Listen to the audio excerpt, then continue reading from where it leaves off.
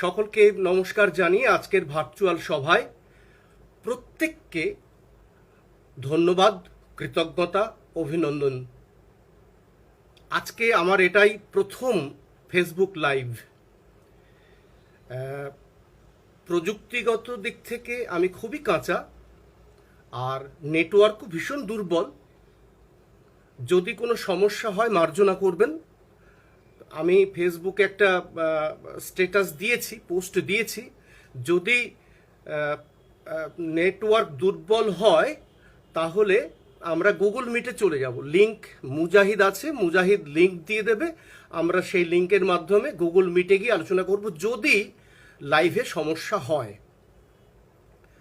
আমরা প্রত্যেকেই জানি এই বছরটা নেতাজি সুভাষচন্দ্র বসুর 125তম জন্মবর্ষ।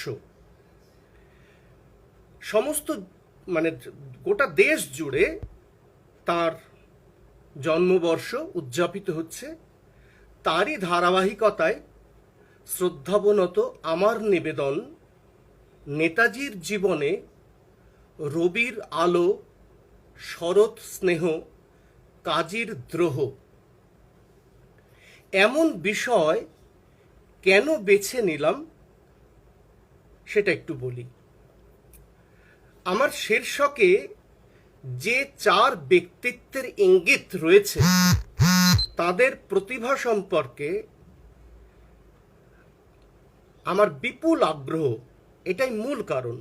যদিও মুক্ত কণ্ঠে স্বীকার করি, এদের সম্পর্কে বলতে গেলে যে ন্যূনতম যোগ্যতা বা সামর্থ্য থাকা দরকার আমি তা কিছুমাত্র অর্জন করিনি। আমার ধৃষ্টতা অধিকারবোধের অহংকার নয়, শিক্ষার্থীর সামান্য আগ্রহের আয়োজন মাত্র। আজকাল প্রায় দেখা যায় কাব্য সাহিত্যের সঙ্গে রাজনীতির মুখ দেখা দেখি নেই। অনেকেই বিষয় দুটিকে পরস্পর বিরোধী ভাবেন এবং মনে করেন এই দুয়ের যেখানে ঘনিষ্ঠতা সেখানেই অন্য কোনো সমীকরণ বা স্বার্থের গন্ধ লেগে আছে। মনে রাখতে হবে, সাহিত্য ও রাজনীতির সম্পর্ক অনেকটা জল ও মাছের মতো। বিশ্বের সাহিত্য প্রাঙ্গণ থেকে বহু উদাহরণ দিয়ে দেখানো যায় সাহিত্য ও রাজনীতি একে অপরের পরিপূরক।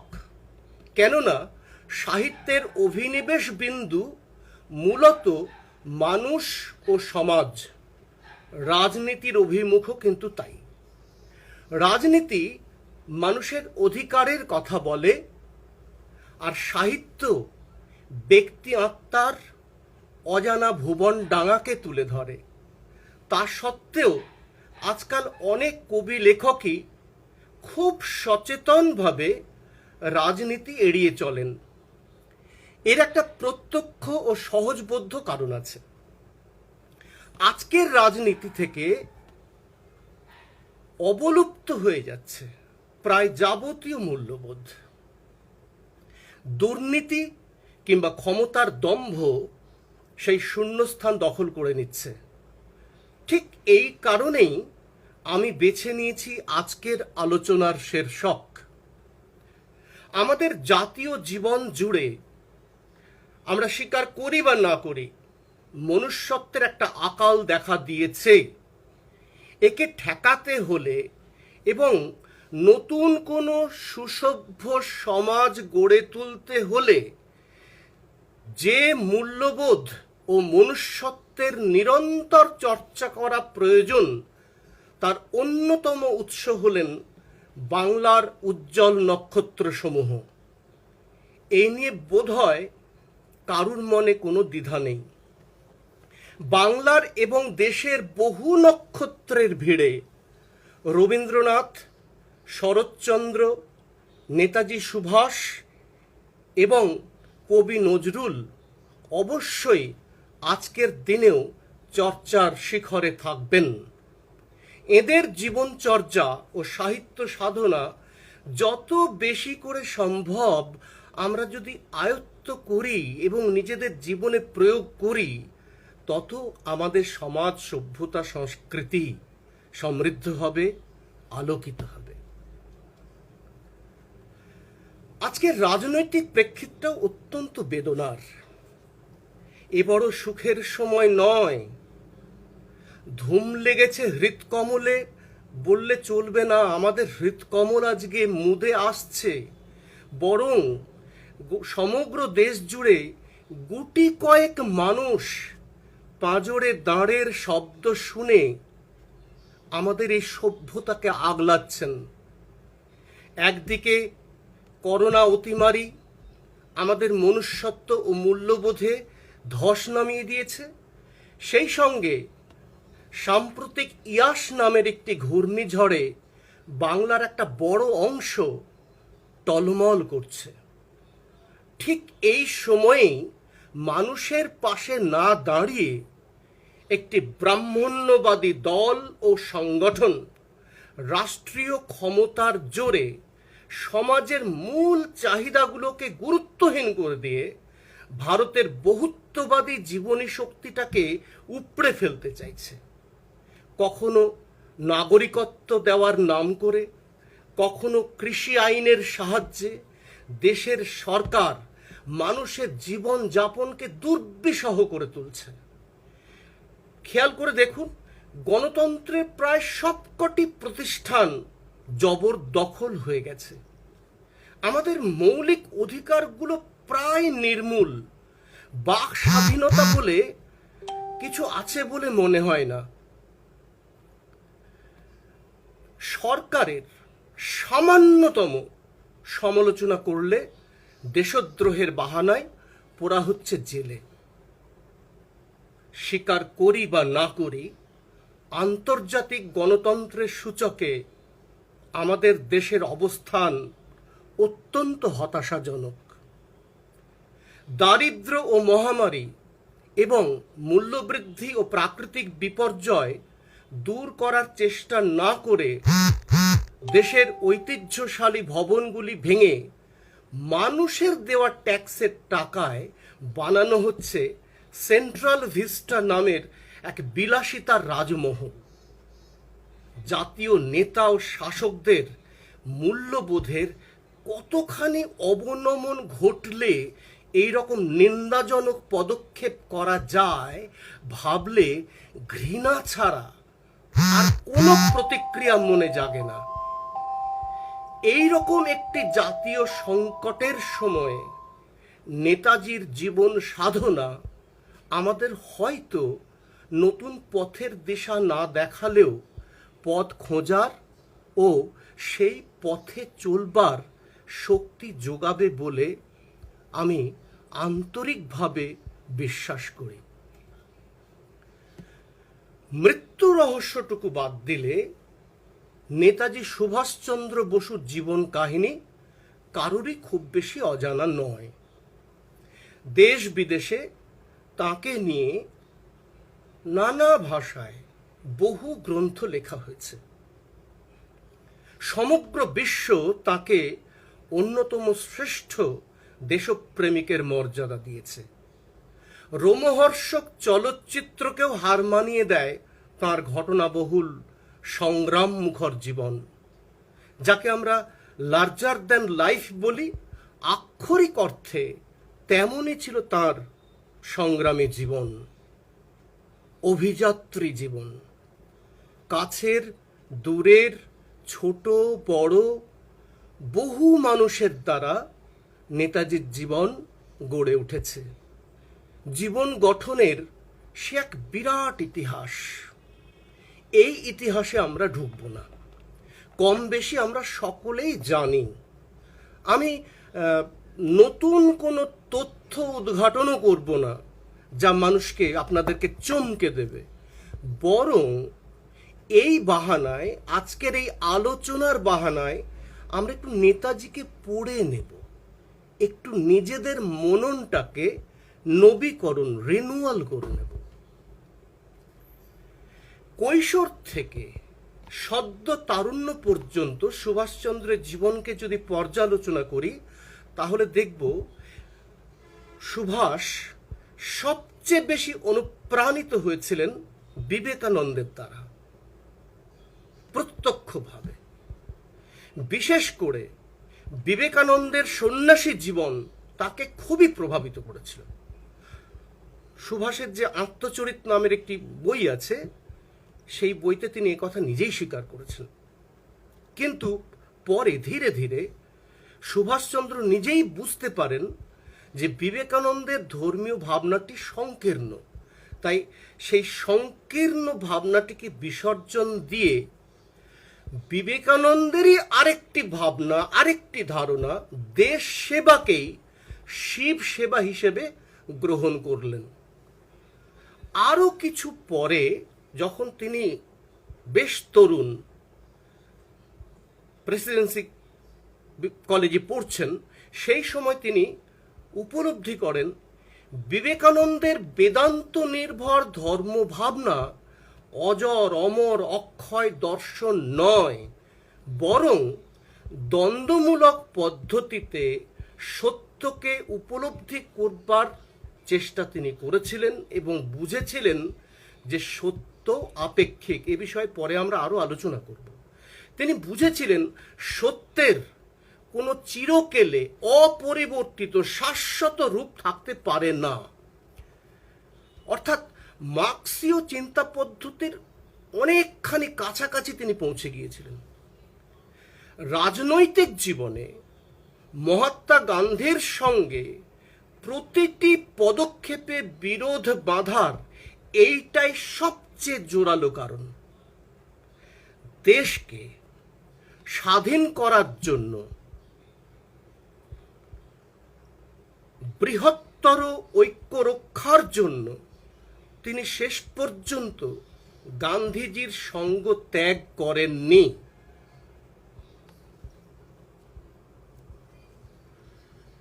কিন্তু যখন তিনি নিতান্ত ব্যক্তিগত আক্রমণের শিকার হলেন এবং বুঝে গেলেন যে তার পক্ষে কংগ্রেসের থেকে আপোষহীন স্বাধীনতা সংগ্রাম চালানো আর সম্ভব নয়, তখনই তিনি কংগ্রেস ও মহাত্মা গান্ধী দুজনকেই ত্যাগ করেছিলেন।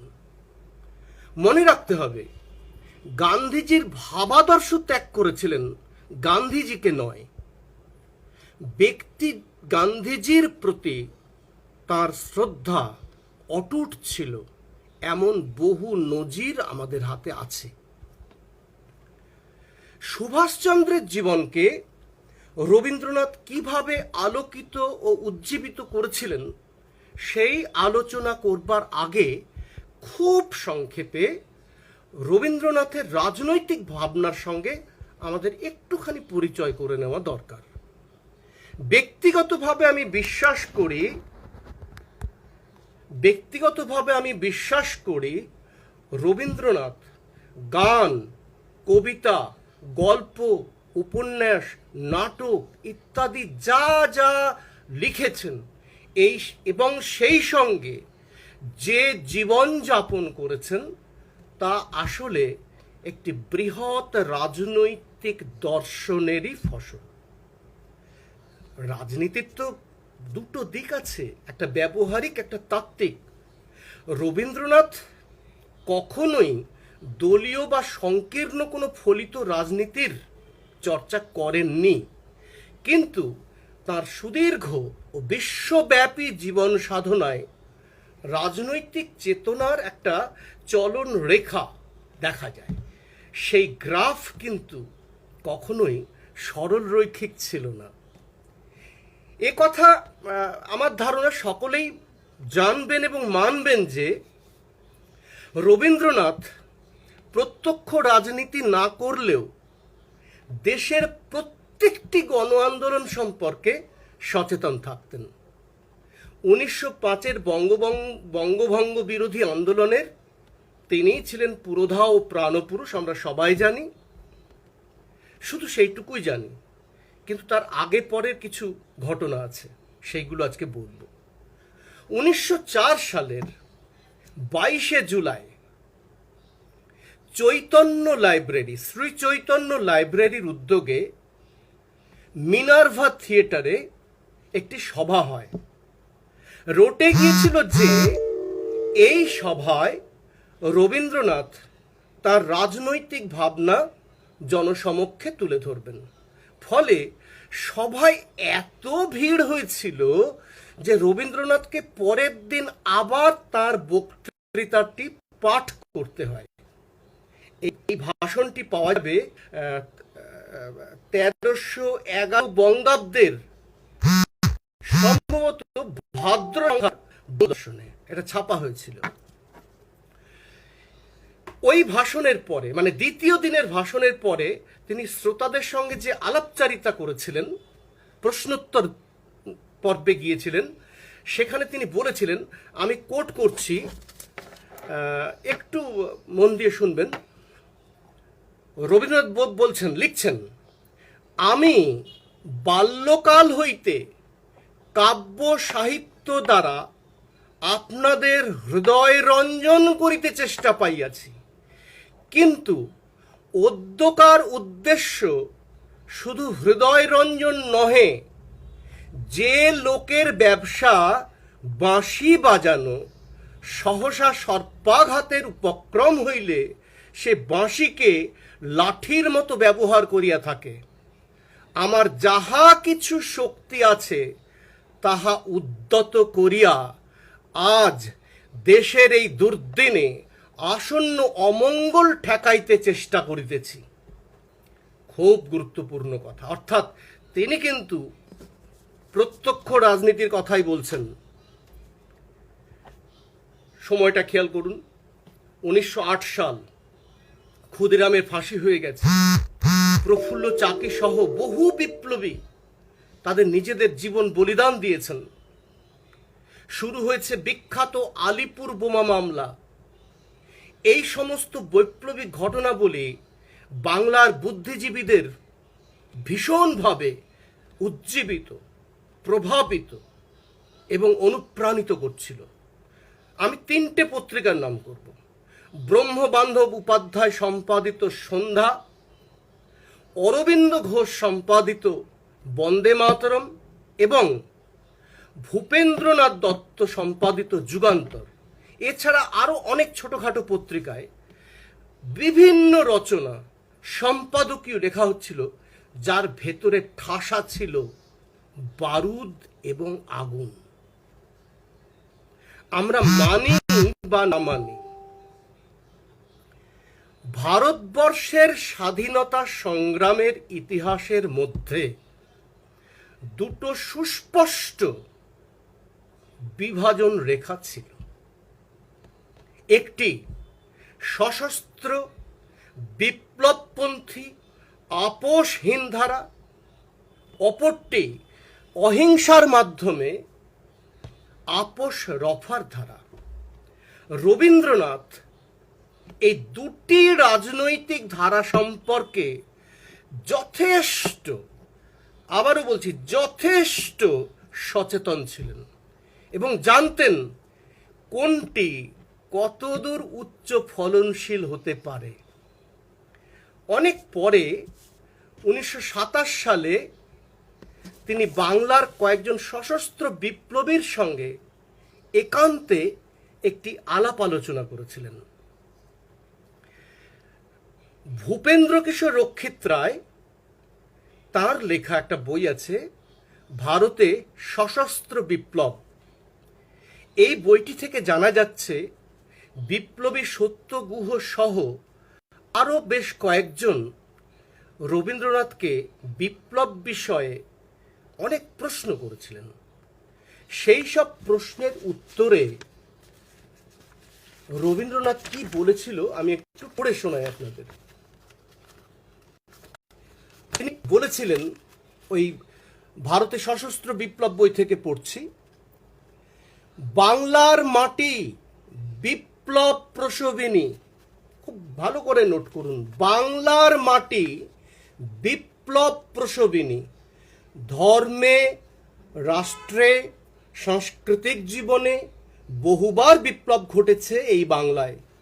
এ বিপ্লবের অস্ত্র কোনো ক্ষেত্রে ছিল প্রেম, কোনো ক্ষেত্রে শানিত আয়ুধ। উভয় পন্থাকেই বাংলার আবহ সাগ্রহে মেনে নিয়েছে। তাদের সহাবস্থানে দেশের ক্ষতি হয়নি। বিপ্লব, নজর করুন, খেয়াল করুন, শব্দগুলো খেয়াল করুন, বিপ্লব সহিংস বা অহিংস পথে আসুক তা নিয়ে আমি ভাবিত নই, কিন্তু কোনো পথেই প্রচ্ছন্ন কাপুরুষতা, কোনো পথেই প্রচ্ছন্ন কাপুরুষতা বা নীচ অভিব্যক্তি বেঁচে থাকলে তার পরিণতি আত্মঘাতী। কি সাংঘাতিক কথা! এই রবীন্দ্রনাথকে কি মনে হয় যিনি 4 অধ্যায় লিখেছেন? এই রকম কথা তিনি কিন্তু বলেছেন। আবার আশ্চর্যের বিষয় এই যে তিনিই তো ঘরে বাইরে লিখেছেন, 4 অধ্যায় লিখেছেন। আবার এটাও মনে রাখতে হবে তিনি রক্তকরবীও তো লিখেছেন, মুক্তধারাও লিখেছেন।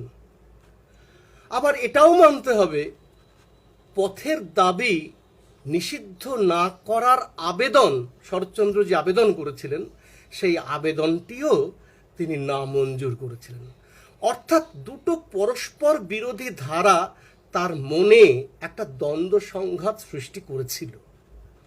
রবীন্দ্রনাথের সাহিত্য সাধনার সঙ্গে মহাত্মা গান্ধীর রাজনৈতিক জীবন সাধনার অনেকখানি সাযুজ্য আছে, কিন্তু বেমিলও একটা আছে। সেই বেমিলটা কোথায়, এইটাকে আমরা খুঁজে বার করব। তাহলেই সুভাষের জীবনকে আমরা বুঝতে পারব। হিংসা বা অহিংসা নয়, রবীন্দ্রনাথ ব্যক্তিগত বা জাতিগত কাপুরুষতাকে কোনো দিন প্রশ্রয় দেননি। আবার বলছি, রবীন্দ্রনাথ ব্যক্তিগত বা জাতিগত কাপুরুষতাকে কোনো দিন প্রশ্রয় দেননি। তাই গান্ধীজির সঙ্গে সুভাষের বিরোধ থাকা সত্ত্বেও শেষ পর্যন্ত তিনি কিন্তু সুভাষকেই প্রশ্রয় দিয়েছিলেন। এদেশে 19 শতকে যে মননশীলতার উৎকর্ষ আমরা দেখেছিলাম, যাকে আমরা বলি নবজাগরণ, সেই নবজাগরণের মধ্যেও দুটো বিপরীত চলন আমরা লক্ষ্য করেছি। একটি চলন ধর্মের সঙ্গে জড়িয়ে জীবনকে গড়ে তোলার চেষ্টা করা, আরেকটি ছিল যতদূর সম্ভব ধর্ম নিরপেক্ষ অবস্থানের থেকে জীবনকে এগিয়ে নিয়ে যেতে সচেষ্ট হওয়া।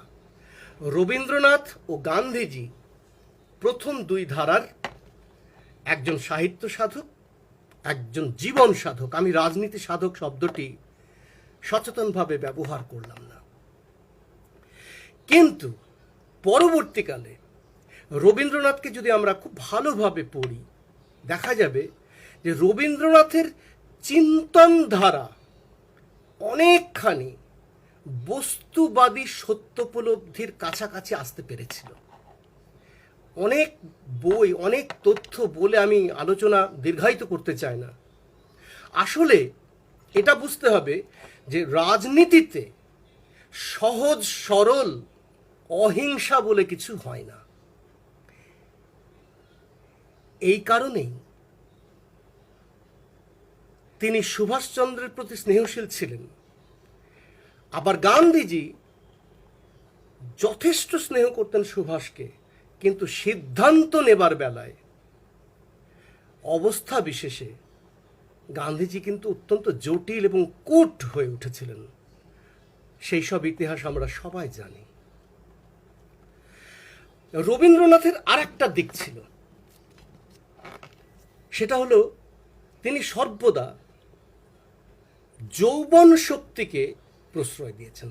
যৌবনের যে প্রাণোচ্ছ্বাস, যতই বাছা বাছা ভুল করলেও তিনি সবুজের অভিযান কবিতায় সেই যুবকদেরকেই আবাহন করেছেন। একটা ঘটনার কথা বলবো, আমি জানি না কারো জানা আছে কিনা এই ঘটনাটি। খুলনা জেলার সেনহাটি জাতীয় বিদ্যালয়ের এক তরুণ শিক্ষক হীরালাল সেন, তিনি হুঙ্কার নামে 24 পাতার একটি চটি বই প্রকাশ করেন। বইটি শুরুতে ছিল বঙ্কিমচন্দ্রের বন্দে মাতরম এবং শেষে ছিল রবীন্দ্রনাথের বাংলার মাটি বাংলার জল গান দুটি। বাকি সব কবিতা হীরালাল সেনের লেখা। মজার বিষয়, হীরালাল এই বইটি উৎসর্গ করেছিলেন রবীন্দ্রনাথকে। প্রবাসী পত্রিকা, মনে রাখুন প্রবাসী পত্রিকা সেই সময় অত্যন্ত জনপ্রিয়, একেবারে বুদ্ধিজীবীদের কাগজ। এই পত্রিকায় লিখতে পারা বিশাল একটা কিছু হয়ে যাওয়া।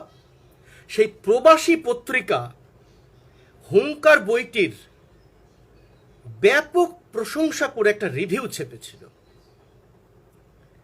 আর এই রিভিউ প্রকাশিত হওয়ার পরেই ব্রিটিশ পুলিশ বইটি বাজেয়াপ্ত করে, হীরালালকে গ্রেপ্তার করা হয়, হীরালালের বাড়ি তল্লাশি করা হয়। এবং আশ্চর্যের ব্যাপার, হীরালালের বাড়ি তল্লাশি করে রবীন্দ্রনাথের একটি চিঠি উদ্ধার হয়। ফলে রবীন্দ্রনাথ প্রত্যক্ষভাবে একেবারে ব্রিটিশ বিরোধী মামলায় জড়িয়ে পড়লেন। 1908 সালের 4 ডিসেম্বর খুলনা আদালতে শুনানির দিন পড়ে। কবি তখন শান্তিনিকেতনে। সেখান থেকে খুলনা আদালতে হাজিরা দিতে তিনি যাবেন। সকালবেলায় বেরিয়েছেন, পথে অনেকটা দেরি হয়ে গেছে। এত দেরি হচ্ছে দেখে বিচারক তথা জেলা শাসক জনস্টন সাহেব রবীন্দ্রনাথকে গ্রেপ্তার করার পরোয়ানা জারি করে দিলেন। অবশেষে যখন বেলা শেষ প্রান্তে উপস্থিত, তখন রবীন্দ্রনাথ আদালতে পৌঁছালেন। ফলে রবীন্দ্রনাথের গ্রেপ্তারি পরোয়ানা তুলে নেওয়া হলো। সেদিন রবীন্দ্রনাথ আদালতে দাঁড়িয়ে হীরালালের পক্ষে সাক্ষ্য দিয়েছিলেন। কি সাক্ষ্য দিয়েছিলেন? দ্ব্যর্থহীন ভাষায় তিনি বলেছিলেন, আমি পড়ছি, একটু শুনবেন। স্বাধীনতাকাঙ্ক্ষী তরুণের পক্ষে উত্তেজক কবিতা বা গান লেখা আদৌ অস্বাভাবিক নয়, ওকালতি তার পেশা নয়। সুতরাং কবিতা বা গান কি পরিমাণ উত্তেজক হইলে সেটা আইনত দণ্ডনীয় হবে সেটা তার জানা নেই। এত পরিচ্ছন্ন ভাষায় সাহিত্যের পক্ষে, সাহিত্যের অভিমুখ গতিমুখের পক্ষে তিনি যে সওয়াল করলেন, এটা ঐতিহাসিক। এই মামলার কারণে রবীন্দ্রনাথ ব্রিটিশ সরকারের কাছে চিহ্নিত হয়ে গেলেন। সরকার বিরোধী তকমা পড়ে গেল তার পিঠে। এবং বহুদিন শান্তিনিকেতনে বিদ্যালয় চালানোর ক্ষেত্রেও তাকে কিন্তু বারবার রাজরোষে পড়তে হয়েছিল। সে একটা অন্য ইতিহাস, সেই ইতিহাসে গেলে বেলা ফুরিয়ে যাবে, আমাদের আলোচনা শেষ হবে না। 1913 রবীন্দ্রনাথ নোবেল পেলেন। 14 নেতাজি সুভাষ তার কয়েকজন বন্ধুকে নিয়ে, তার মধ্যে কৃষ্ণনগরের এক বন্ধু ছিলেন হেমন্ত সরকার, তাকে নিয়ে, তখন নেতাজির বয়স 16-17, প্রেসিডেন্সির ছাত্র, তিনি বন্ধুদের নিয়ে শান্তিনিকেতনে গেলেন দেখা করতে। ইতিমধ্যে ওই 16-17 বছরের সুভাষ কিন্তু কলেজে সাংগঠনিক দক্ষতার পরিচয় দিয়ে গড়ে তুলেছেন ডিবেটিং সোসাইটি, যা ছাত্র ইউনিয়ন গড়ে তোলার মূল বীজমন্ত্র। এবং পরে এই সোসাইটি পরিণত হয় স্টুডেন্ট কনসালটেটিভ কমিটিতে, এবং এই কমিটি আরও পরে হয়ে ওঠে ছাত্রদের স্বপ্নের ছাত্র ইউনিয়ন। সুভাষচন্দ্র, অতি তরুণ সুভাষচন্দ্র রবীন্দ্রনাথের সঙ্গে দেখা করলেন। ক্ষুদিরামের আত্মবলিদান এবং বঙ্গভঙ্গ বিরোধী আন্দোলনে রবীন্দ্রনাথের অবদান জনমনে তখনও খুব টাটকা। ফলে তরুণ সুভাষদের রক্ত টকবক করছে। সেই উষ্ণ রক্তের তরুণদের রবীন্দ্রনাথ যে পরামর্শ দিয়েছিলেন, সেই পরামর্শ সুভাষদের কারোরই পছন্দ হয়নি। অনেক পরে নেতাজি উপলব্ধি করেছেন, বুঝেছিলেন যে রবীন্দ্রনাথ তাদের যে উপদেশনা দিয়েছিলেন তা কতদূর সুদূর প্রসারী রাজনীতির ক্ষেত্রে। নেতাজি পশ্চিমবঙ্গ বলে একটা পত্রিকা বেরোতো এক সময়, এখন বেরোয় কিনা আমি জানি না। নেতাজি সংখ্যা বলে একটা সংখ্যা আছে, সেখানটায় এই তথ্যটা পাওয়া যাচ্ছে। নেতাজি লিখছেন তার সেই অভিজ্ঞতার কথা। প্রথম রবীন্দ্রনাথের সঙ্গে তার যে সাক্ষাৎ হয়েছিল, সেই সাক্ষাতের অভিজ্ঞতা তিনি লিখছেন। একদিকে বিপ্লবী দলের আকর্ষণ, অপরদিকে রামকৃষ্ণ বিবেকানন্দের আদর্শ প্রভৃতি নানা রূপ ধারা বাংলার যুবকদের আকর্ষণ করিত। যখন আমরা কবির কাছে যাই, তখন তিনি কি সম্বন্ধে আমাদের বলিবেন তাহার কোনো ধারণা আমাদের ছিল না। সেই সময় পল্লী গঠন সম্বন্ধে তাহার নিজের কি ধারণা, তাহা তিনি অনেকক্ষণ ধরিয়া আমাদের কাছে বলিলেন। তাহার সেই বক্তব্যের মধ্যে উত্তেজনাপূর্ণ কথা ছিল না। উত্তেজনাপূর্ণ কথা থাকলেই উত্তেজক রাজনীতি হয়, এই ধারণা যে কত ভুল, সেটা কিন্তু সুভাষচন্দ্র রবীন্দ্রনাথের কাছ থেকেই বুঝলেন। খুশি হলেন না উষ্ণ রক্তের তরুণরা, কিন্তু রবীন্দ্রনাথের উপদেশও উড়িয়ে দিলেন না।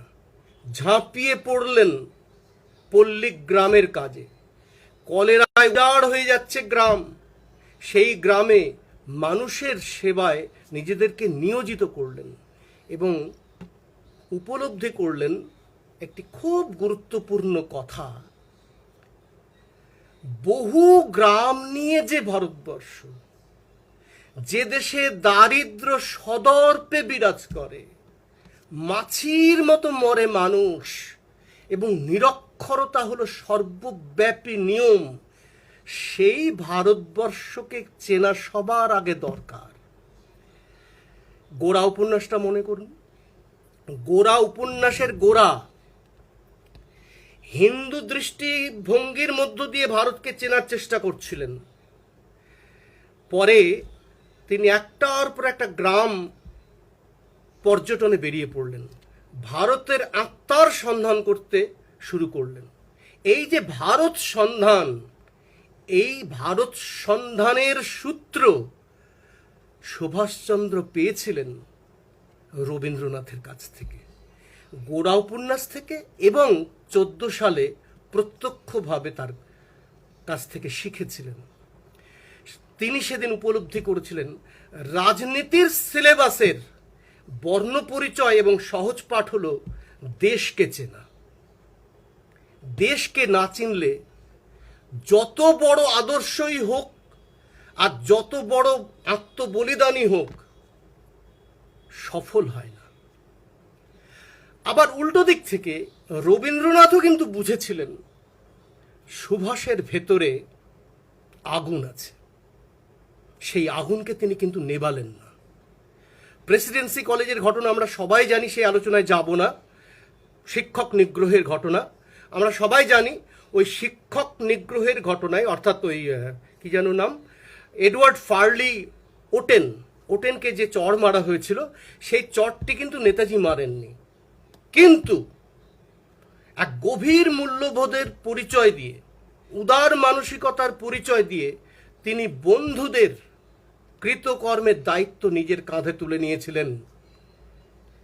মননের এই ঔদার্য, এই মূল্যবোধ তিনি কিন্তু অর্জন করেছিলেন রবীন্দ্রনাথের সাহচর্য থেকে এবং রবীন্দ্র সাহিত্য পাঠ করেই।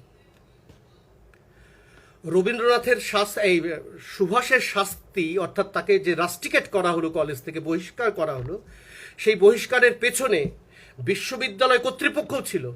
মনে রাখুন, শ্যামাপ্রসাদ মুখোপাধ্যায়ের বাবা আশুতোষ মুখোপাধ্যায় তখন উপাচার্য, তিনি কিন্তু নেতাজির পক্ষে দাঁড়াননি, কলেজ কর্তৃপক্ষও দাঁড়ায়নি।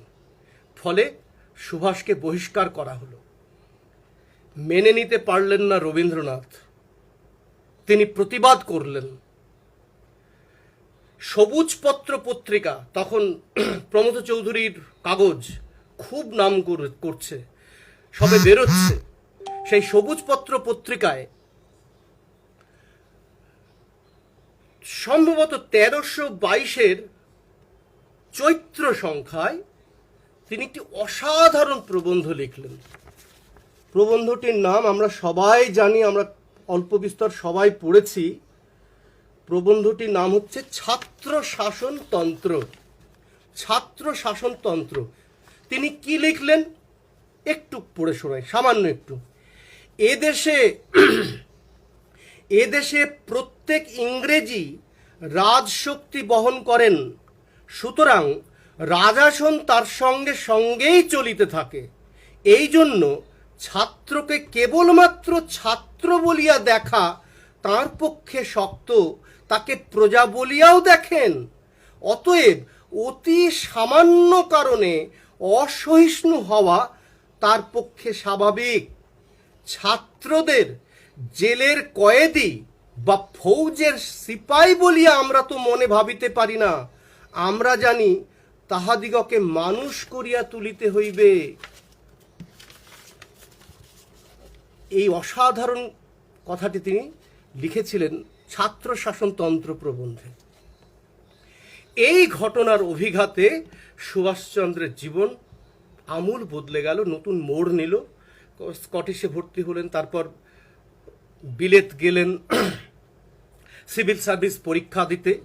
1 মাস ধরে পরীক্ষা দিলেন, আমরা সবাই জানি। পরীক্ষায় চতুর্থ হলেন, আত্মীয় স্বজন সবাই খুব খুশি হলো, কিন্তু তিনি দিনরাত চিন্তা করছেন আর তার রবীন্দ্রনাথের কবিতা পড়ছেন।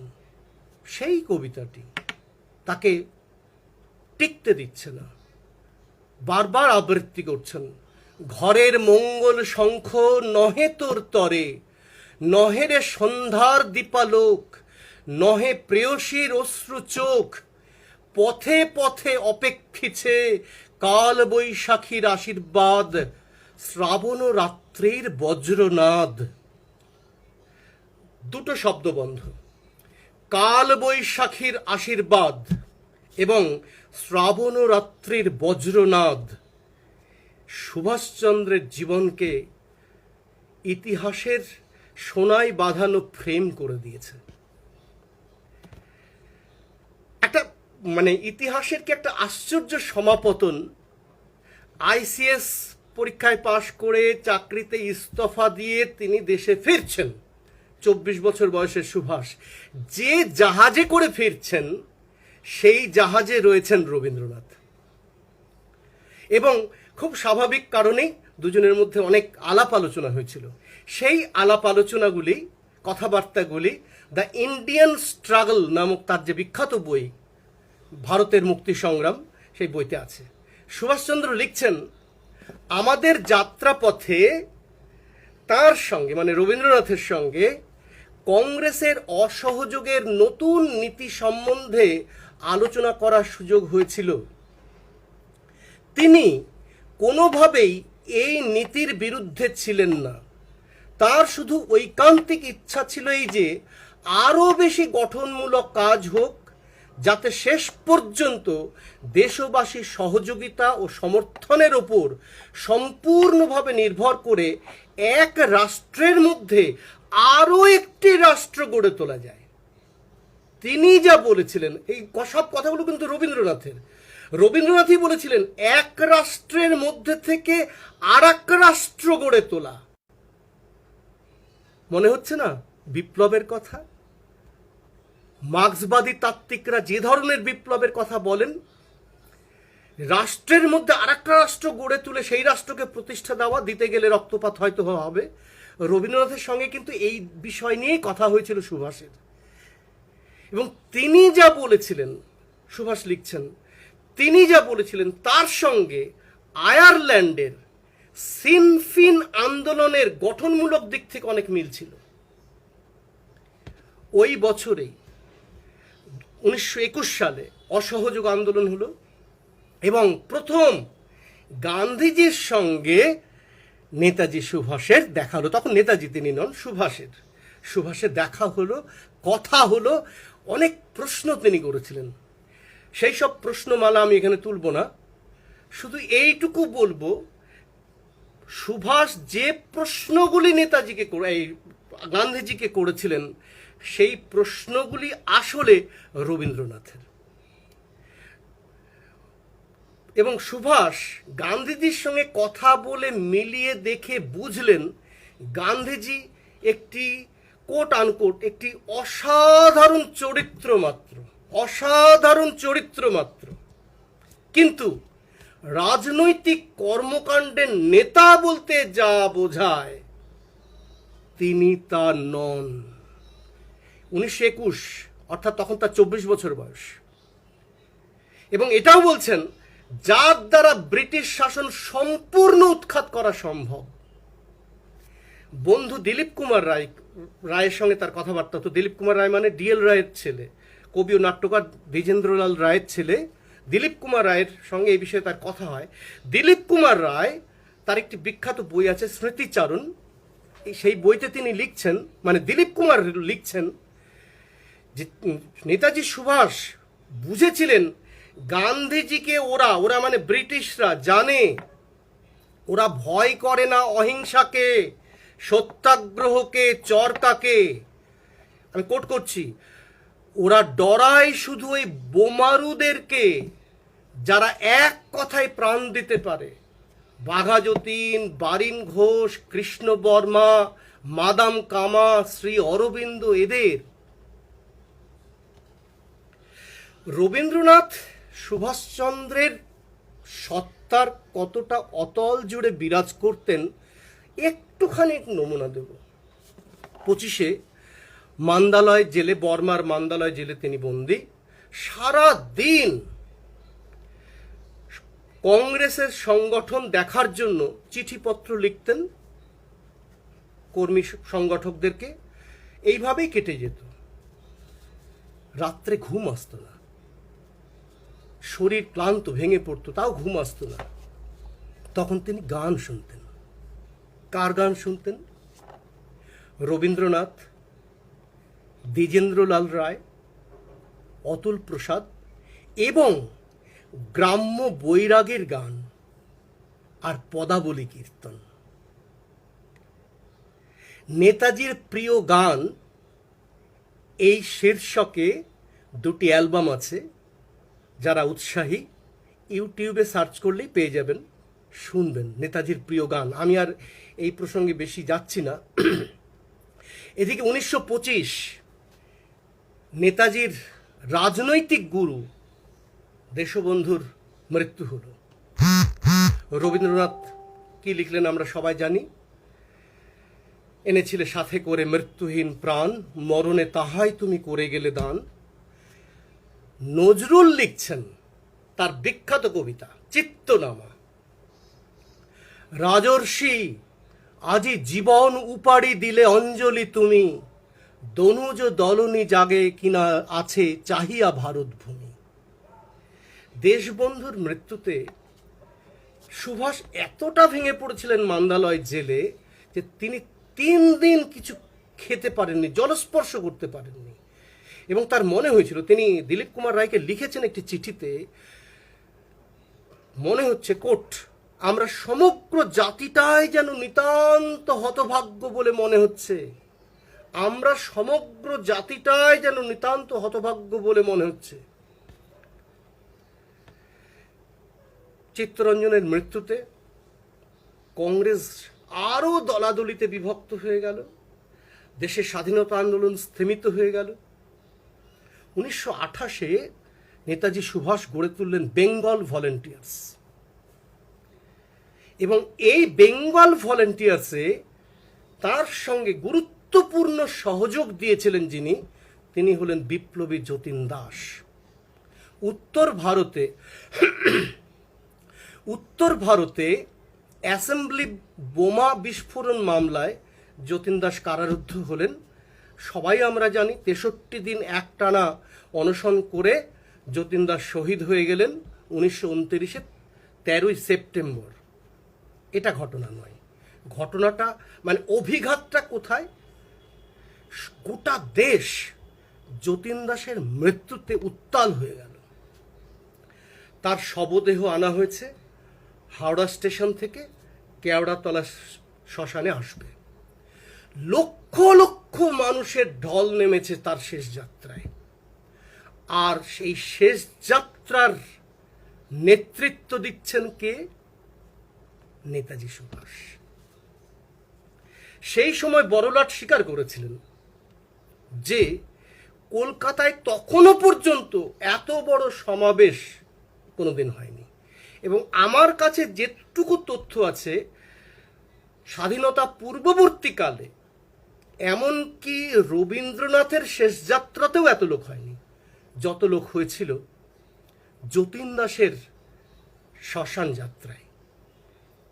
অহিংসার পূজারী রবীন্দ্রনাথ যতীন দাসের মৃত্যুতে লিখলেন, সর্বখর্বতারে দহে তব ক্রোধ দাহ, হে ভৈরব শক্তি দাও, ভক্ত পানে চাহ, দূর কর মহারুদ্র, যাহা মুগ্ধ যাহা ক্ষুদ্র, মৃত্যুরে করিবে তুচ্ছ প্রাণের উৎসাহ, মৃত্যুরে করিবে তুচ্ছ প্রাণের উৎসাহ। সারা দেশ আলোড়িত উদ্বেলিত। একজন নির্বিকার, একজন নিষ্ঠুর, এই মহান বিপ্লবীর এত বড় আত্মত্যাগকে তিনি চিহ্নিত করলেন ডায়াবলিক্যাল সুইসাইড, ইচ্ছাকৃত আত্মহত্যা। তিনি মহাত্মা গান্ধী। রবি জীবনের এবং রবীন্দ্র সাহিত্যের ছাপ সুভাষচন্দ্রের জীবনে কতখানি পড়েছিল তার পরিমাপ করা এত স্বল্প পরিসরে সম্ভব নয়। শুধু এইটুকু বলি, রবীন্দ্রনাথের সত্যোপলব্ধির যেমন অনেকগুলো স্তর আছে, তার চড়াই উতরাই আছে, তেমনি নেতাজির জীবনেও আছে। তরুণ জীবনে নেতাজির মনে বিবেকানন্দের ভাবধারা খুব সক্রিয় ছিল। পরবর্তীকালে রবীন্দ্র সান্নিধ্যে আসার পর এবং রবীন্দ্র সাহিত্য পাঠের পর তার একটা অনেকটা, আমূল বলবো না, অনেকটা পরিবর্তন ঘটে। কিন্তু প্রায় আমূল বদলে যায় তার চিন্তাভাবনা 1917 সালে রুশ বিপ্লবের ঘটনা এবং লেনিনের বইপত্র পড়া। একটা তথ্য দিই, অনেকেই হয়তো জানেন, নতুন তথ্য নয়।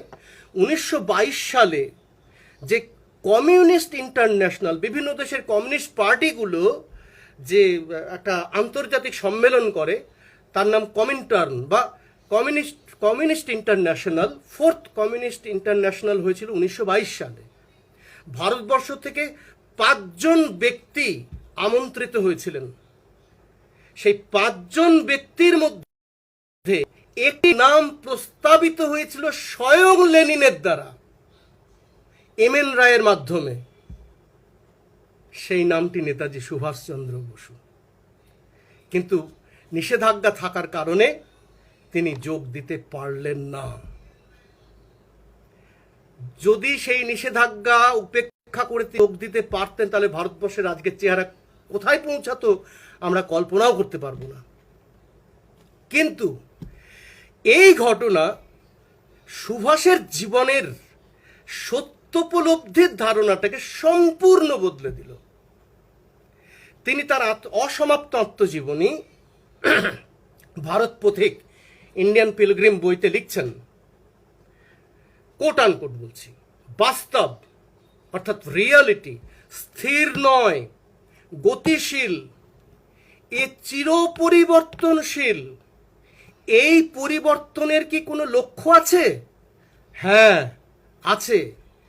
এর গতি অস্তিত্বের উন্নত অবস্থার দিকে, এর গতি অস্তিত্বের উন্নত অবস্থার দিকে, towards a better state of existence. বাস্তব অভিজ্ঞতা দেখায় যে পরিবর্তনের অর্থ প্রগতি, লক্ষ্য অর্থহীন গতি নয়, নট মিনিংলেস মোশন। প্রগতি অর্থাৎ নেতাজির জীবনে সত্য উপলব্ধির ধারণা দ্বান্দ্বিক হয়ে গেছে। তিনি আর বিবেকানন্দের প্রভাবে যৌবনকে দমন করে সন্ন্যাসিয়ানায় বিশ্বাসী থাকলেন না।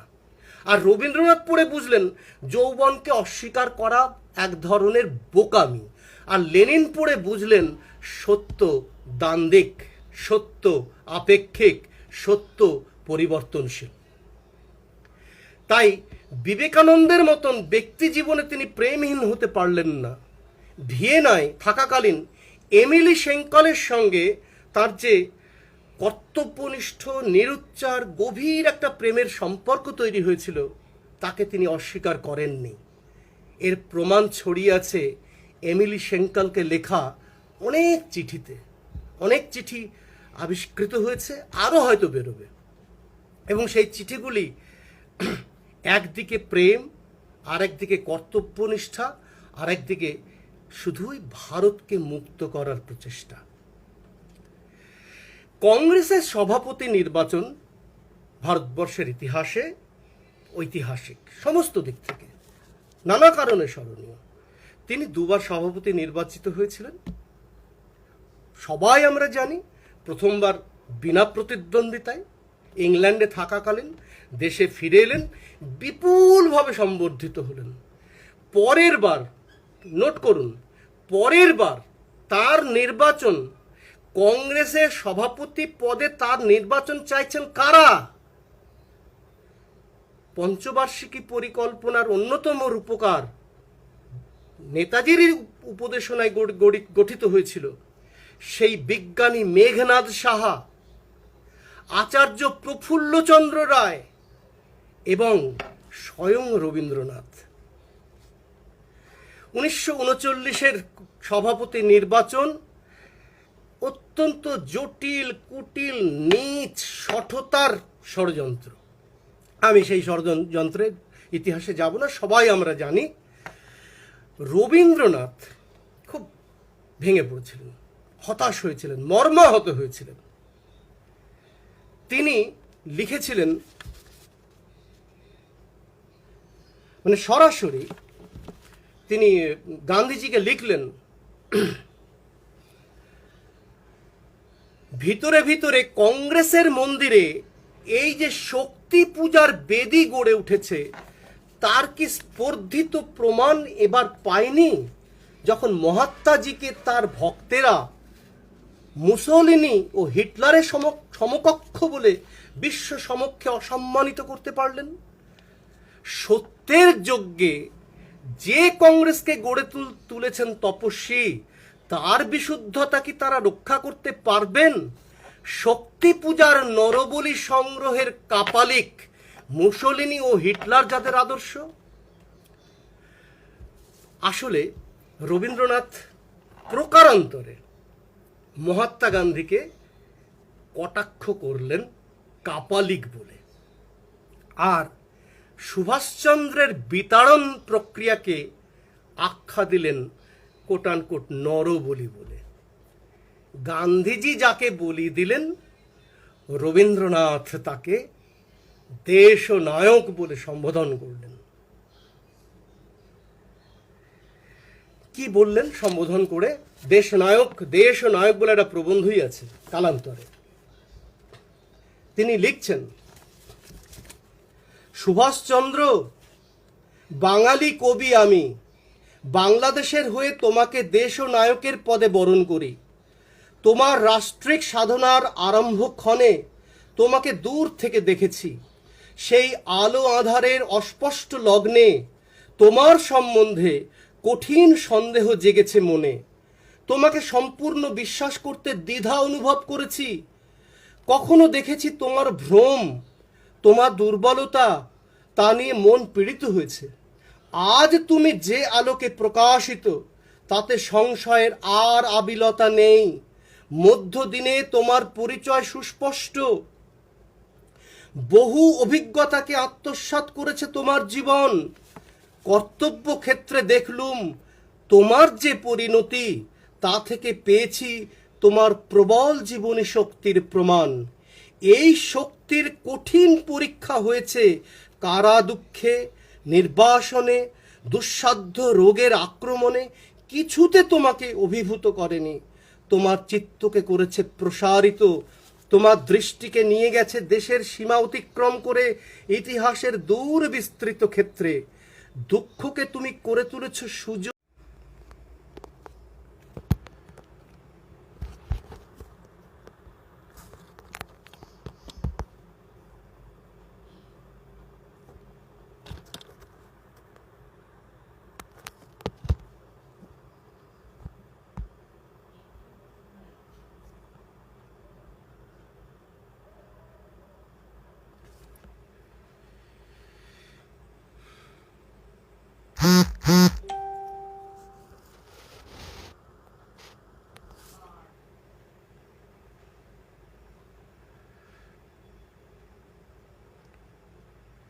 এবার শোনা যাচ্ছে? একজন দুজন এলেন, শোনা যাচ্ছে এবার? একটু কেউ কমেন্টে লিখুন শোনা যাচ্ছে কিনা, লাইভের কমেন্টে লিখুন শোনা যাচ্ছে কিনা, তাহলে আমি শুরু করব।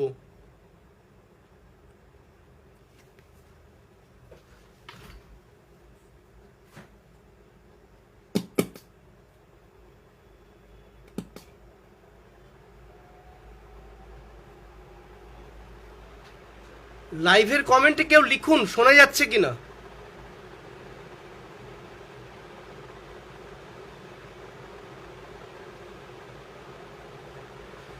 চার পাঁচজন এসে গেছে, আমি শুরুই করে দিচ্ছি।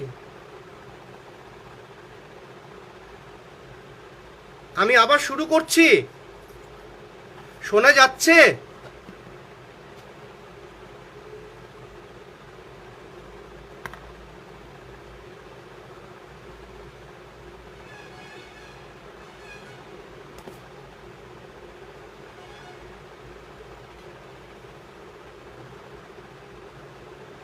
আমি শুরু করলাম। একটা খুব সুন্দর অভিজ্ঞতা নেতাজির জীবনের, সেই অভিজ্ঞতাটা দিয়ে আবার শুরু করছি। নেতাজির এক ভাইজি গীতা বিশ্বাস লিখছেন, তার স্মৃতিকথায় লিখছেন, স্কুল থেকে ফিরেছি, রাঙা কাকাবাবু, মানে নেতাজি, রাঙা কাকাবাবু তখন খেতে বসেছেন। বেয়ারা একটি স্লিপ নিয়ে তাকে দিল। সেটি দেখেই আমাকে বললেন, শিগগির নিচে যা, যিনি এসেছেন তাকে বল আমি এক্ষুনি আসছি, আমি না আসা পর্যন্ত ওর কাছে বসে থাকবি। গিয়ে দেখি একজন বৃদ্ধ ভদ্রলোক, মাথার চুল ধবধবে সাদা, পরনে খদ্দরের ধুতি ও ফতুয়া, হাতে একটি লাঠি। রাঙা কাকাবাবুর অফিস ঘরে বসে আছেন। দেখতে সাধারণ, কিন্তু চোখে কি এক অপূর্ব জ্যোতি। রাঙা কাকাবাবু নেমে এসে তাকে বসিয়ে রাখার জন্য ক্ষমা চাইলেন আর বললেন, আপনি কেন কষ্ট করে এলেন, আমাকে ডেকে পাঠালেই তো পারতেন। সেই ভদ্রলোকটি বললেন, তুমি কত কাজে ব্যস্ত, তোমাকে বিব্রত না করে আমি নিজেই চলে এলাম। ইনিই হলেন সেই অমর কথা সাহিত্যিক শরৎচন্দ্র চট্টোপাধ্যায়। 1921 সালের ডিসেম্বর মাসে প্রিন্স অফ ওয়েলস ভারতে এলেন। ব্রিটিশ সরকার তার সম্বর্ধনার আয়োজন করেছে।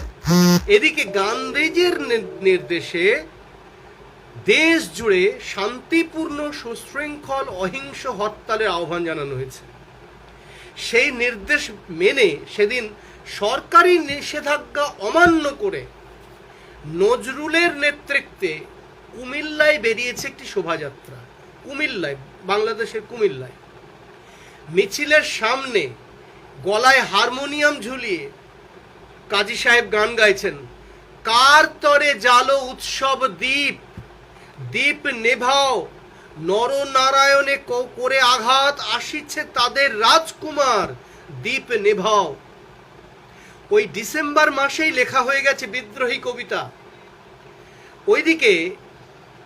এদিকে ওই একই দিনে কলকাতায় সুভাষচন্দ্র বাংলা, হিন্দি এবং ইংরেজিতে লিফলেট ছাপিয়ে লক্ষ লক্ষ কপি বিলি করছেন, আইন অমান্যে অংশগ্রহণ করছেন।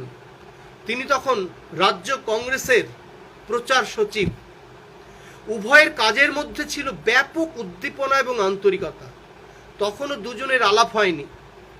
যাই হোক, আইন অমান্য এবং অন্যান্য ঘটনায় সুভাষচন্দ্র গ্রেপ্তার হয়ে গেলেন। তার প্রথম কারাবাস হলো, মুক্তি পেলেন 1922-এর 4 আগস্ট। তার কারামুক্তি উপলক্ষে জাতীয় বিদ্যালয়ের ছাত্র এবং শিক্ষকরা, বহু বিশিষ্ট মানুষ তাকে সম্বর্ধিত করলেন, মানে নেতাজিকে। 9 আগস্ট তার সম্বর্ধনা সভায় সভাপতি ছিলেন সাহিত্যিক শরৎচন্দ্র, আর সঙ্গীত পরিবেশন করেছিলেন নজরুল ইসলাম। যৌব শক্তির এক অপূর্ব সম্মিলন ঘটল সেদিন। সৃষ্টি হলো এক নতুন ইতিহাস। এরপর সুভাষচন্দ্র উত্তরবঙ্গে চলে গেলেন বন্যা পীড়িত মানুষের সহযোগিতা করতে। ত্রাণ সংগ্রহের জন্য একটা কমিটি গঠিত হলো, বেঙ্গল রিলিফ কমিটি। এই বেঙ্গল রিলিফ কমিটির উদ্যোক্তা ছিলেন আচার্য প্রফুল্লচন্দ্র রায়। কমিটিতে কারা কারা ছিলেন জানেন? রবীন্দ্রনাথ, দেশবন্ধু, ডাক্তার নীলরতন সরকার, আশুতোষ মুখোপাধ্যায়, এরকম বহু বিশিষ্ট মানুষ। আর সম্পাদক ছিলেন সুভাষচন্দ্র। মানুষের জন্য সুভাষের এই সেবার মনোভাব এবং সাংগঠনিক দক্ষতা দেখে তার বাবা, যিনি সন্তানের আইসিএস চাকরি ছাড়ার অনুমোদন করতে পারেননি, প্রকাশ্যে ঘোষণা করলেন, কোট আনকোট, আমি যে সুভাষের পিতা, এজন্য আমি সত্যি গর্বিত। এই তথ্যটি সমকালীন ভারতের সুভাষ শঙ্করী প্রসাদ বসুর বই থেকে নেওয়া। যাই হোক, আমি সংক্ষেপে বলি, 1924-এ আবার সুভাষ কারারুদ্ধ হলেন। শরীর ভেঙে পড়ল। স্বাস্থ্যোদ্ধার করবার জন্য তিনি শিলংয়ে গেলেন। শিলংয়ে তার পরিবারের অনেক সদস্যরাও গেলেন। শিলংয়ে থাকাকালীন সুভাষের উদ্যোগে প্রতিদিন সন্ধ্যাবেলায় গানের আসর বসত, এবং যে গানগুলি গাওয়া হতো তার বেশিরভাগই ছিল নজরুলের গান। যেমন কারার ওই লৌহ কপাট, শিকল পরার ছল, আইরে আইরে ভাই, বন্দে মাতরম সকলে গায়। এই গানগুলি নেতাজি সুভাষ নিজে তার ভাইপোদের খাতায় নিজে লিখে দিয়েছিলেন এবং নিজেই গান শিখিয়ে দিয়েছিলেন। আগেই বলেছি, 1924-এ সুভাষ গ্রেপ্তার হলেন, সঙ্গে আরো অনেকে। তারপর ছাড়া পেলেন সকলে। এবার সবাইকে নিয়ে একটা বিরাট সংবর্ধনা সভার আয়োজন করা হলো। এই সংবর্ধনার উদ্যোক্তা ছিলেন শরৎচন্দ্র। হাওড়ায়, মানে সবাই আমরা জানি যে শরৎচন্দ্র হাওড়া জেলার কংগ্রেসের সভাপতি ছিলেন। তো যাই হোক, হাওড়া টাউন হলে সেই সংবর্ধনা সভার আয়োজন হলো, আর সংবর্ধনা পত্র পাঠ করলেন স্বয়ং শরৎচন্দ্র। শরৎচন্দ্র সংবর্ধনা পত্রে অনেক কথা বলেছিলেন, অনেক কথা লিখেছিলেন। অসামান্য সেই বক্তব্য, আমাদের সকলের পড়া উচিত। শুধু একটি বাক্য আমি এখানে উল্লেখ করব, যার মূল সংবর্ধনা পত্রের মূল বক্তব্য ছিল বাংলার বিপ্লবীদের লড়াই আসলে কোট আনকোট নৈষ্ঠিক গান্ধীবাদীদের ভায়োলেন্স সূচিবায়ের প্রতি চ্যালেঞ্জ। কোট আনকোট বললাম, নৈষ্ঠিক গান্ধীবাদীদের ভায়োলেন্স সূচিবায়ের প্রতি চ্যালেঞ্জ। এরপর বিপ্লবীদেরকে আর্থিক সহযোগিতা করবার জন্যে রাজবন্দী তহবিল গড়ে তোলার সিদ্ধান্ত হলো। কিন্তু টাকা উঠবে কি করে? টাকা তোলা তো কঠিন কাজ। কিন্তু সুভাষ বসে থাকার পাত্র নন। তিনি দিলীপ কুমারকে নিয়ে ঠিক করলেন নজরুলকে দিয়ে গান গাওয়ানো হবে, নজরুল গাইবেন।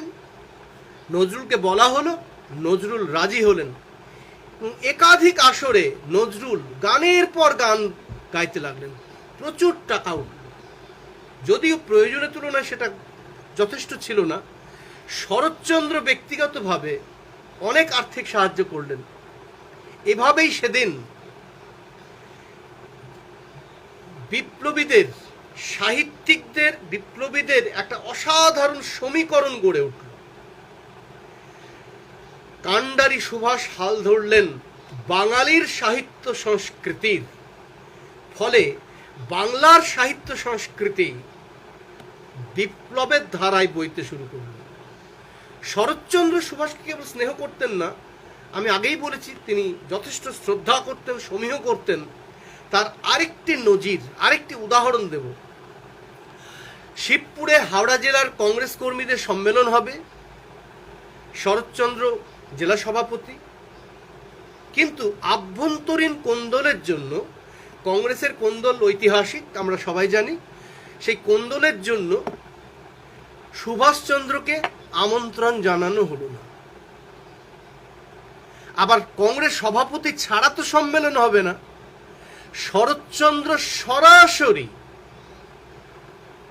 কংগ্রেসের কর্মীদেরকে ফিরিয়ে দিলেন, তাদের আহ্বান ফিরিয়ে দিয়ে বললেন, শিবহীন যজ্ঞে যাব না। শিবহীন যজ্ঞ অর্থাৎ সুভাষহীন কংগ্রেস, শিবহীন যজ্ঞ। আর শিবহীন যজ্ঞে কি হয়েছিল আমরা সবাই জানি। এরকম আর একটা ঘটনার কথা বলি, এটা বীরভূম জেলার ঘটনা। বীরভূম জেলাতে আবার তারাশঙ্কর বন্দ্যোপাধ্যায় কংগ্রেসের সভাপতি, আর তারাশঙ্কর বন্দ্যোপাধ্যায়ের সঙ্গে নরেন্দ্রনাথ বন্দ্যোপাধ্যায়ের আবার দলাদলি, কোন্দল, মুখ দেখা দেখি বন্ধ। আর এই নরেন্দ্রনাথ বন্দ্যোপাধ্যায়ের কুট চালে নেতাজি বীরভূম জেলার কর্মী সম্মেলনে গেলেন না। তারাশঙ্কর খুব দুঃখ পেলেন। পরবর্তীকালে কলকাতায় সাহিত্যিক সাবিত্রী প্রসন্ন চট্টোপাধ্যায়ের বাড়িতে বসে আড্ডা হচ্ছে। সেই একান্ত আড্ডার আলাপচারিতায় তারাশঙ্করের কাছে সুভাষচন্দ্র দুঃখ প্রকাশ করলেন এবং ক্ষমাও চাইলেন। এটাও নেতাজির একটা বড় দিক। ক্ষমা চাইলেন তারাশঙ্করের কাছে, যে তিনি ভুল বুঝেছিলেন। এই যে ভুল বুঝে ভুল স্বীকার করা, ক্ষমা চাওয়া, দুঃখ প্রকাশ করা, এই যে চারিত্রিক গুণাবলী, এগুলো কিন্তু নেতাজিকে আর মহৎ থেকে মহত্তর করছে। আর এই মহত্বের মূল্য দিলেন তারাশঙ্কর। তিনি চৈতালি ঘূর্ণি নামে তার যে বিখ্যাত উপন্যাস চৈতালি ঘূর্ণি, সেটি সুভাষচন্দ্রকে উৎসর্গ করলেন এবং লিখলেন, উৎসর্গপত্রে লিখলেন, যৌবন শক্তির প্রতীক, নবযুগের অগ্রদূত। সুভাষচন্দ্রকে উল্লেখ করলেন যৌবন শক্তির প্রতীক, নবযুগের অগ্রদূত। এর কিছুকাল পরে 1926-এ প্রকাশ পেল পথের দাবি। প্রকাশের সঙ্গে সঙ্গেই বাজেয়াপ্ত হলো উপন্যাস। জেলে বসেই বিপ্লবীরা হাতে হাতে লিখে সেই উপন্যাস ছড়িয়ে দিলেন। শরৎচন্দ্র যে সর্বস্ব ত্যাগী মহান বিপ্লবীর যে চারিত্র মাহাত্ম্য এঁকেছিলেন উপন্যাসের নায়ক সব্যসাচীর চরিত্রে, বাস্তবে নেতাজির জীবন সেই ধারায় বইতে শুরু করল। বুঝতে অসুবিধা হয় না যে সুভাষ গভীর অভিনিবেশে উপন্যাসটি কেবল পড়েননি, উপন্যাসটিকে আত্মস্থ করেছিলেন ততোধিক বিপ্লবী আনায়। আবার নজরুলের প্রসঙ্গে ফিরি। স্বাধীনতা আন্দোলনে শক্তি যোগাতে বিদ্রোহী কবিতা লিখে নজরুল ততদিনে বেশ জনপ্রিয়। 1922-এ প্রকাশ করলেন ধূমকেতু পত্রিকা। আমরা সবাই জানি ধূমকেতু পত্রিকার প্রথম যে সংখ্যাটি, সেখানে আশীর্বাদ করেছিলেন রবীন্দ্রনাথ, এবং প্রথম সংখ্যা আত্মপ্রকাশ সংখ্যাতে নজরুল আপোষহীন কণ্ঠে যে কথাগুলো লিখলেন একটি প্রবন্ধে, সারথীর পথের খবর, প্রবন্ধটির নাম সারথীর পথের খবর, যাকে একেবারে অগ্নিবর্ষী ভাষায় লিখছেন। স্বরাজ টরাজ বুঝি না, কেননা ও কথাটার মানে এক এক মহারথী এক এক করে থাকেন।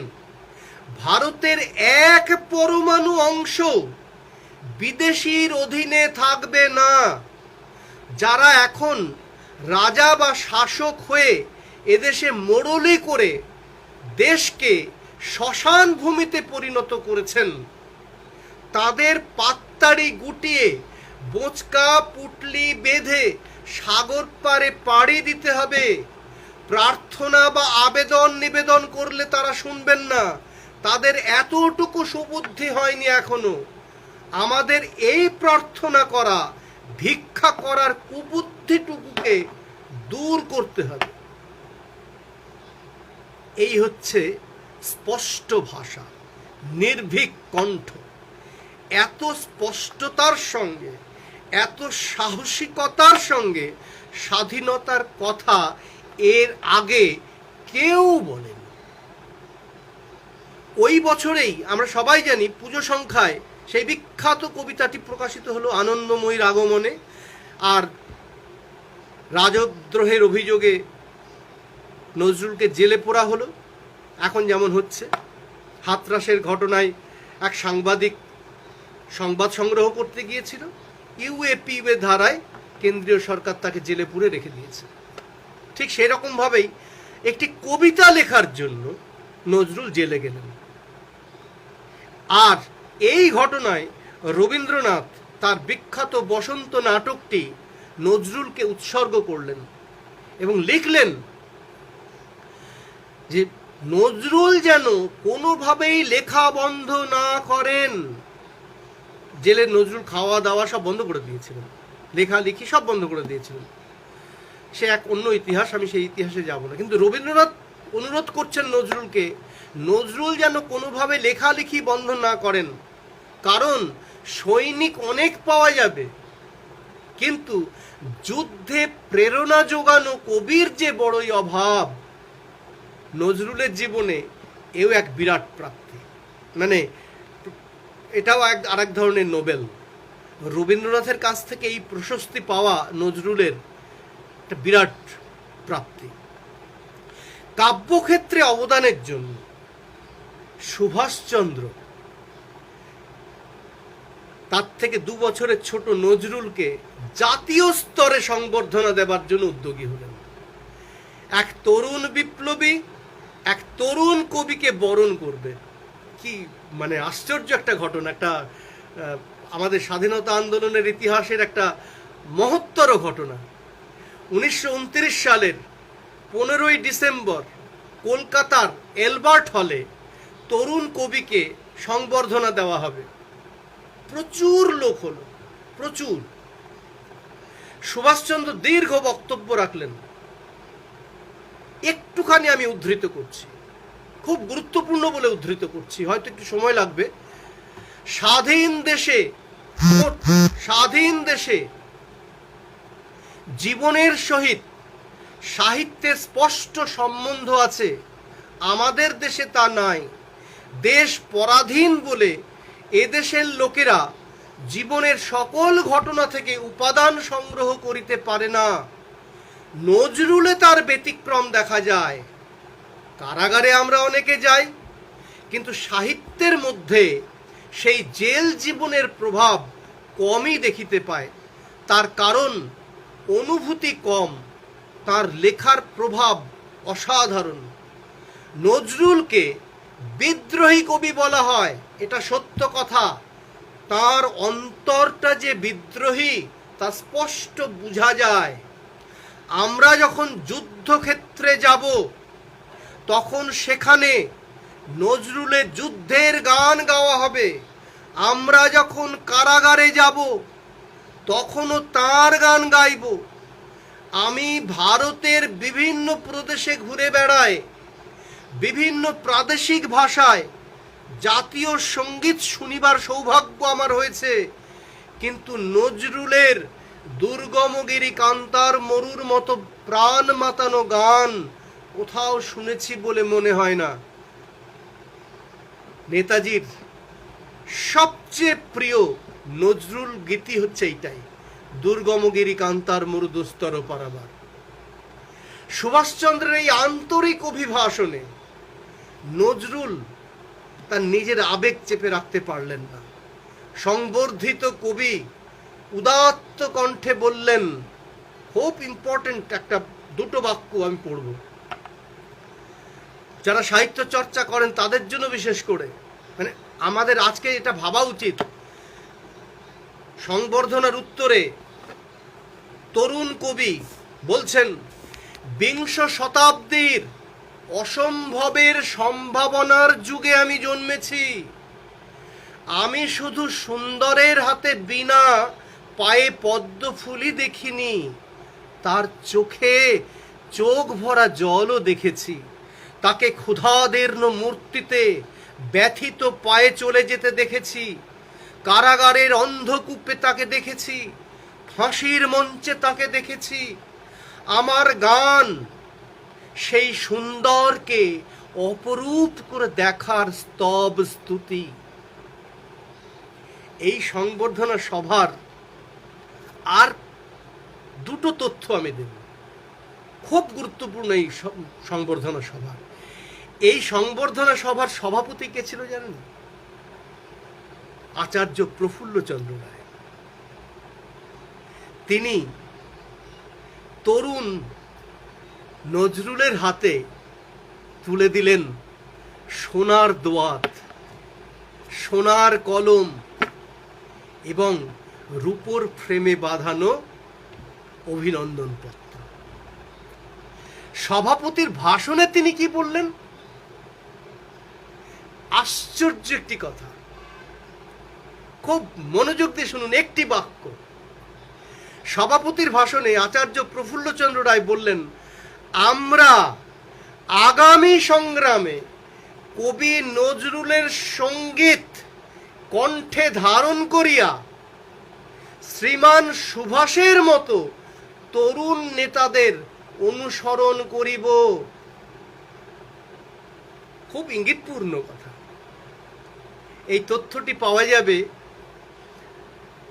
রফিকুল ইসলামের লেখা নজরুল ইসলাম জীবন ও সাহিত্য বইতে। সভা শেষে নজরুল নিজের গলায় দুটি গান গেয়েছিলেন, টলমল টলমল পদভারে এবং অবশ্যই নেতাজির প্রিয় গান দুর্গমগিরি কান্তার মরু। 1938 সালের 25শে জানুয়ারি করাচি হয়ে কলকাতা ফিরলেন সুভাষ। করাচিতে নেমেই গভীর দুঃসংবাদ এলো, প্রিয় সাহিত্যিক শরৎচন্দ্র আর নেই। খুব কষ্ট পেলেন। দুদিন পরেই তার উদ্যোগে আশুতোষ মেমোরিয়াল হলে আয়োজন করা হলো শরৎচন্দ্র চট্টোপাধ্যায়ের স্মরণ সভা। এই সভায় নজরুল উপস্থিত ছিলেন কিনা আমি সেই তথ্য এখনো কোথাও পাইনি। তবে সুভাষচন্দ্র শরৎচন্দ্রের প্রতি গভীর শ্রদ্ধা ও শরৎ সাহিত্যের নানা দিক তুলে ধরেছিলেন এবং আফসোস করে বলেছিলেন যে বাংলা ভাষায় খুব উঁচু দরের কাব্য সাহিত্য নেই, এই কাব্য সাহিত্য নয়, কারা সাহিত্য নেই।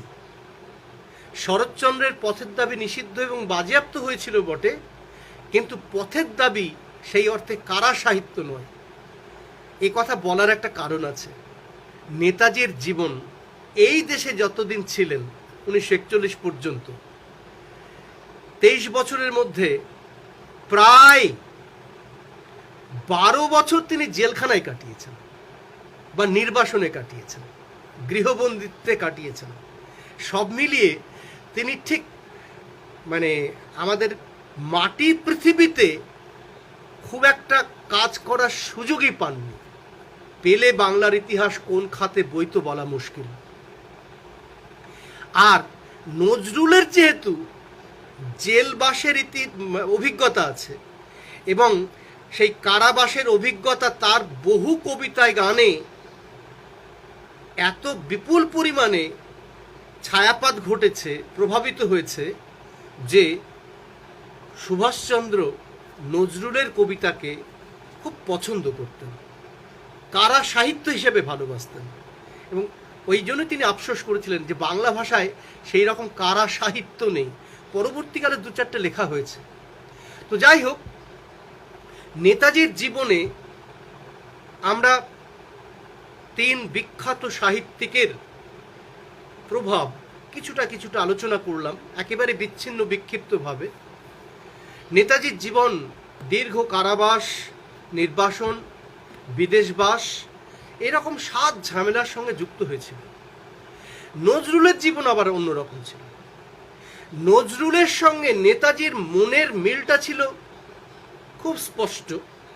দুজনেই, খেয়াল করুন, দুজনেই ধর্মনিরপেক্ষ, সাম্যবাদী এবং সমাজতান্ত্রিক চিন্তায় বিশ্বাসী ছিলেন, কিন্তু দুজনের চারিত্রিক বৈশিষ্ট্যে ভয়ঙ্কর বেমিল ছিল। সুভাষচন্দ্র একদিকে কংগ্রেসের বিরোধিতা করেছেন, আরএসএস এর বিরোধিতা করেছেন। আরএসএস 1925-এই জন্মগ্রহণ করেছে। আরএসএস এবং হিন্দু মহাসভার বিরুদ্ধে লাগাতার প্রচার করেছেন। সাম্রাজ্যবাদের শক্তির বিরুদ্ধে তার লড়াই ছিল, শ্যামাপ্রসাদের বিরুদ্ধে তার লড়াই ছিল, সেসব তো ছিলই। আর নজরুল নেতাজির যে লড়াই, মাটির লড়াইটাকে তিনি কাব্যের লড়াইয়ে পরিণত করেছিলেন। আর রবীন্দ্রনাথ নেতাজিকে, সুভাষকে একটা দার্শনিক জাগতিক আশ্রয় দিয়েছিলেন, আর শরৎচন্দ্র দিয়েছিলেন স্নেহ। যে কারণে আমার আলোচনার শীর্ষক ছিল যে নেতাজির জীবনে রবির আলো, শরৎ স্নেহ, কাজীর দ্রোহ। খেয়াল করে দেখুন, কাজীর দ্রোহ, নজরুলের যে বিদ্রোহ কবিতায়, সেই বিদ্রোহটা আসলে নেতাজির জীবনের বিদ্রোহ। নেতাজির জীবন সংগ্রাম মুখর, বিদ্রোহ মুখর। তিনি কোনো রকম আপোষ রফার সাথে যাননি। যেখানেই আপোষ, সেখানেই কঠোরভাবে প্রতিবন্ধক হয়ে উঠেছিলেন তিনি। ফলে আর শরৎচন্দ্র তাই, শরৎচন্দ্র কংগ্রেসের সঙ্গে যুক্ত ছিলেন। কংগ্রেস তখন একটা রাজনৈতিক মঞ্চ মাত্র, কোনো দল নয়। বিভিন্ন মতের, বিভিন্ন পথের, বিভিন্ন মতাদর্শের লোক কংগ্রেসের মধ্যে ছিল। কংগ্রেসের মধ্যে থেকেও শরৎচন্দ্রও কিন্তু বিপ্লবী মানসিকতার ছিলেন। ফলে শরৎচন্দ্রের যে বিপ্লবী মানসিকতা, সেটাই হয়ে গেল নেতাজির যাপনাদর্শ। নজরুল এবং সুভাষ সমমনস্ক। শিল্প, সাহিত্য, চলচ্চিত্র, চারুকলার সমস্ত শাখাকে নেতাজি সুভাষ দেশের কাজে লাগাতে চেয়েছিলেন। এই জন্যে তিনি নজরুলকে খুব পছন্দ করতেন। যদিও নজরুলের সঙ্গে নেতাজির খুব বেশি প্রত্যক্ষ সম্পর্ক গড়ে ওঠেনি, আমরা দুজনকে একসঙ্গে খুব কমই পেয়েছি, কিন্তু দুজনের মনের মিল এবং দুজনের উদ্দীপনার মিল ভয়ঙ্করভাবে আমরা দেখতে পাচ্ছি। তফাৎ দুজনের শৃঙ্খলাবোধে। সুভাষের শৃঙ্খলাবোধ, লক্ষ্য পূরণের অতিমাত্রিক সচেতনতা নজরুলের মধ্যে ছিল না। নজরুল একটু সেই অর্থে উচ্ছৃঙ্খল, মানে উঠলো আয় কটক যায় গোছের ছিলেন। নজরুল একটু বোহেমিয়ান, শরৎচন্দ্র বোহেমিয়ান ছিলেন। কিন্তু নেতাজির জীবন সুশৃঙ্খলিত, লক্ষ্যমুখী, এবং যতদিন না লক্ষ্য পূরণ হচ্ছে ততদিন তিনি তার পথ থেকে এক চুলও বিচ্যুত হননি। এইখানে সুভাষচন্দ্র স্বাধীনতা আন্দোলনের সকল নেতৃত্বকে বহু কদম পিছনে ফেলে এগিয়ে গিয়েছেন। এই কথাটা মহাত্মা গান্ধীকে মনে রেখেও আমরা বলছি।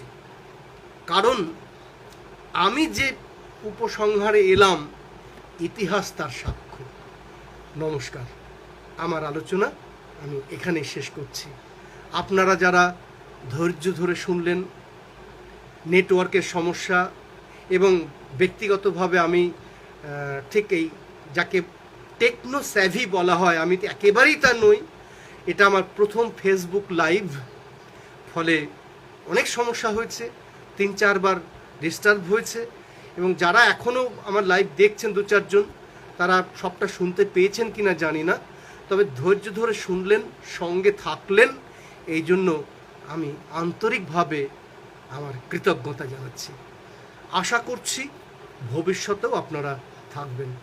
আবার সবাইকে নমস্কার, শুভরাত্রি।